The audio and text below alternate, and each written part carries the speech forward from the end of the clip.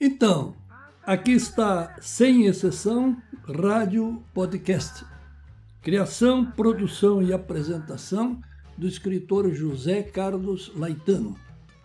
Apoio, Academia Rio-Grandense de Letras e SNC Libre, Roma, Itália. E vamos ao assunto de hoje. Existem dois tipos de mentiras. A que visa enganar o outro para fins de maldade e a que pretende apenas ocultar o verdadeiro sentimento. Exemplo de mentira do mal é a venda de carro usado com defeito oculto ou a promessa de político dizendo que vai tirar o povo da miséria. Exemplo de mentira santa é ficar quieto consigo mesmo, em silêncio, e a família persiste em conversar sobre qualquer coisa. Então você diz que está com um pouco de dor de cabeça. Uma pequena mentira. Dor de cabeça, a família aceita. Silêncio é mais complicado. Nada é mais perturbador para outra pessoa que o nosso silêncio. Experimente ficar em silêncio onde você trabalha. Começarão a olhar desconfiados. O que há? Está doente. O silêncio é mortal. Ele pode dizer muito mais do que palavras. Mas silenciar pode ser um jeito de mentir. Esconder a verdade é mentir por omissão. E mesmo aí aparece a pequena mentira, a mentira santa. Você sabe que o marido da amiga entrou no hotel com aquela sirigaita, mas faz silêncio e nada conta a sua amiga. Para protegê-la, você diz. Mentira santa não faz mal a ninguém. Onde encontramos muitas mentiras e mentiras do mal é nos livros de história oficial, nos processos judiciais e na política. Nos livros de história encontramos a versão do vencedor. A história é contada pelos vencedores. E também há o ditado que diz que, em termos de história oficial e de política, vale mais a versão que o fato real. Quanto a valer a versão sobre o fato, o escritor peruano Mário Vargas Llosa, um dos melhores escritores da atualidade, escreveu um livro com o título Verdade das Mentiras. Nesse livro, ele comenta diversas obras literárias importantes, mas o que interessa aqui é que, na introdução, ele discorre sobre a mentira. Vargas Llosa escreveu que é costume ser abordado por leitores que perguntam se aquilo que ele escreveu é verdade.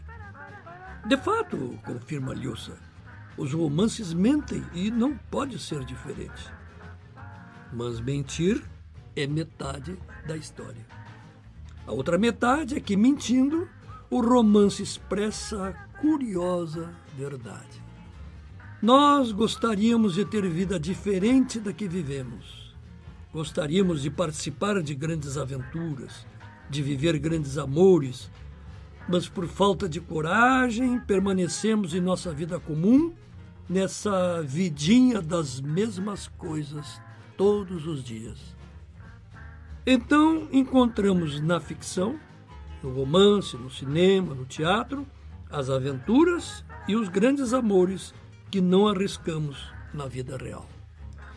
Por não acreditar que a mentira é a alma da ficção, aconteceu o seguinte. Vargas Llosa escreveu um livro com o título A Cidade e os Cachorros, onde retrata dois mundos, o da cidade, onde os jovens são livres, e o do colégio militar em Lima, onde os alunos são chamados de cachorros e onde impera a brutalidade e a covardia. Pois bem, assim que o livro foi publicado, os oficiais e cadetes do colégio militar queimaram todos os exemplares que encontraram. Por quê? Porque, na opinião desses cadetes e oficiais, era uma calúnia. Não pensaram esses oficiais que a história era apenas uma mentira e o colégio militar podia ser qualquer outro. Afinal, o escritor apenas partiu de algumas lembranças vivas em sua memória e que foram estimuladas por sua imaginação. E fantasiou o mais não poder. Mais tarde, ele publicou o romance Tia Júlia e o Escrevinhador, onde narra a história de Varguitas, um jovem peruano com ambições literárias e apaixonado por uma tia com quase o dobro da sua idade. Agora, olha só o que sucedeu. A sua primeira mulher, em seguida, publicou outro livro para restaurar a verdade, porque o ex-marido mentia sobre a família e ela, ex-mulher, viu-se retratada no romance. Ora, explicou Vargas Llosa, escrevemos para brincar de contar histórias, num processo lúdico, tanto para o autor como para o leitor. No romance ou no conto, a mentira com cara de verdade resulta de ter sido escrita e não vivida. A mentira com cara de verdade resulta de ter sido escrita e não vivida.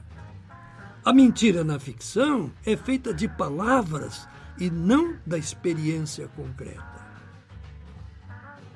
Para o jornalismo ou para a história oficial ou para a política, a verdade depende da comparação entre o escrito e a realidade.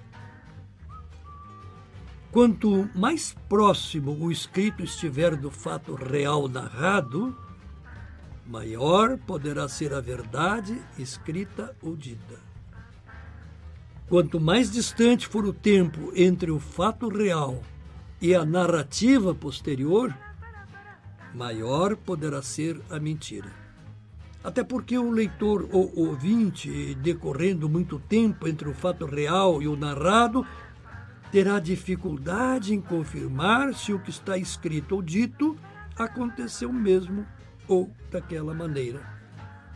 No caso do romance, por exemplo, é bobagem querer verificar erros históricos sobre as guerras napoleônicas no romance Guerra e Paz. Digamos que num filme, o personagem rouba um quadro famoso de um museu, quando, na verdade, o quadro encontra-se em outro museu e em outro país. Isso não importa. A verdade na ficção não depende disso. Então depende do quê? Pergunta Vargas Llosa. E ele mesmo responde. Depende da capacidade do autor do romance ou filme ou do político em persuadir o leitor ou ouvinte na fantasia da história. Na ficção, se o autor for competente, você embarca na viagem e se emociona. Se ele for incompetente, você troca de livro ou de filme. Para ler ou assistir o 007, de saída você aceita que é uma fantasia.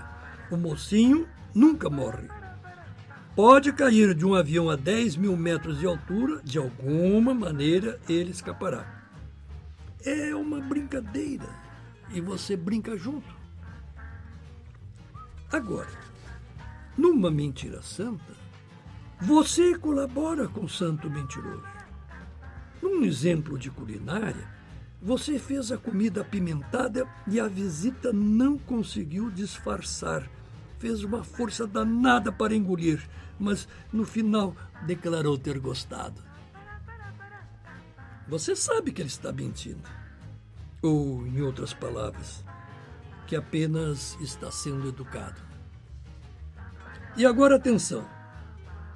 No caso da ficção, no romance ou no filme, quando terminamos de ler o romance ou de assistir o filme e saímos do mundo da fantasia e retornamos ao nosso mundo real, nós empobrecemos em nossos sentimentos, porque constatamos que somos menos do que sonhamos. quando saímos do mundo da fantasia e retornamos ao nosso mundo real, empobrecemos em nossos sentimentos porque constatamos que somos menos do que sonhamos. O escritor Valle-Inclán escreveu: as coisas não são como as vemos, mas como as recordamos. Vamos ver a mentira na política. Politicamente falando, diz Vargas Llosa, numa sociedade fechada, numa ditadura aberta ou disfarçada de democracia, o poder não quer apenas controlar as ações das pessoas, quer também controlar a fantasia das pessoas, os seus sonhos e, por último, a sua memória e as suas esperanças. Cedo ou tarde, numa ditadura aberta ou disfarçada, o passado é objeto de manipulação para justificar o presente.